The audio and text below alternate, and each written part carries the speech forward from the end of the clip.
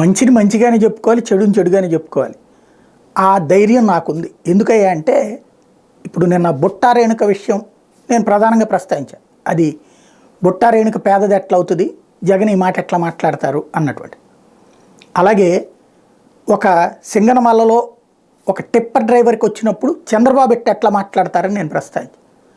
రెండిట్లలో ఏది మంచి అయితే అది మాట్లాడాలా, ఏది చెడు అయితే అది తప్పనాలి. ఇక్కడ సమస్య ఏంటి?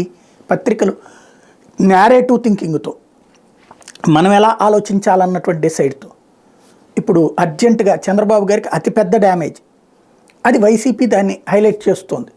ఇప్పుడు గబక్కన మనం పొరపాటున ఏదో మాట తోలొచ్చు, తేడా రావచ్చు, తప్పులేదు. అది ఒక మాట గబక్కన ఒక ముక్క అనబోయి ఇంకొక ముక్క రామునితో కపివరుండిట్లనియా అనేటటువంటి బదులు అక్షర పొరపాటు, అక్షర దోషం లేకపోతే అర్థం చేసుకోవడంలో దోషంతో రాముని తోక పెవరుండిట్లని అన్నట్టు తరహాలో వస్తుంటాయి పదాలలో వచ్చేటువంటి తేడా. కానీ ప్రత్యేకించి అవహేళన చేయడం, సింగనమల ఎమ్మెల్యే క్యాండిడేట్ ఎమ్మెల్యే అంట, ఎమ్మెల్యే భర్త కాదంట, ఆయన రెడ్డి అంట, ఇటేమో ఎమ్మెల్యేకి టికెట్ లేదంట, వాళ్ళ టిప్పర్ డ్రైవర్కి ఇచ్చాడంట జగన్మోహన్ రెడ్డి.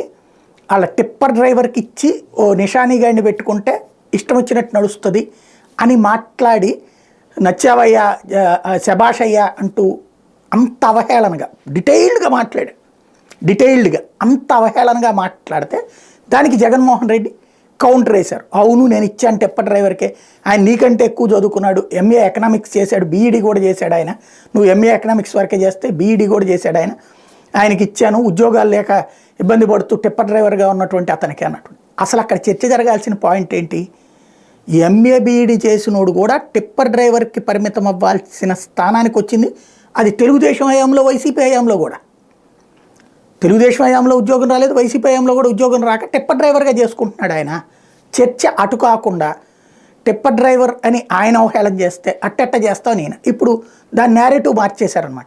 బుట్టా రేణుకని ఈవిడ నా చెల్లెమ్మ డబ్బులు ఆర్థికంగా కూడా పెద్దగా లేదు అన్నటువంటి పాయింట్. మేబీ వాస్తవంగా ఒకప్పుడు గోరంట బుచ్చి చౌదరికి నాకు తెలిసి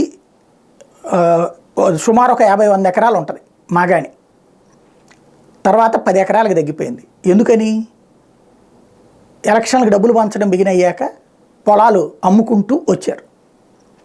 అట్లాగా ఎంతోమంది నాయకులు తమ ఆస్తులు బోర్డు తగలేసుకున్నారు. అట్లాగే బుట్టా రేణుక 2 ఎలక్షన్స్, ఇప్పుడు 3వ ఎలక్షన్. చాలా ఇవి ఉంటుంది. ఫీజులు కరెక్ట్ లక్షలు వసూలు చేస్తున్నారు.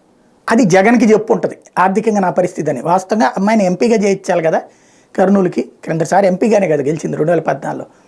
ఆ తర్వాత తెలుగుదేశానికి కూడా వెళ్ళింది కదా. కాబట్టి సంథింగ్ ఏదో తెలిసి ఉండాలి. అయితే అది నేనేమి జడ్జిమెంట్ ఇవ్వను, ఆవిడ పేదరాలని.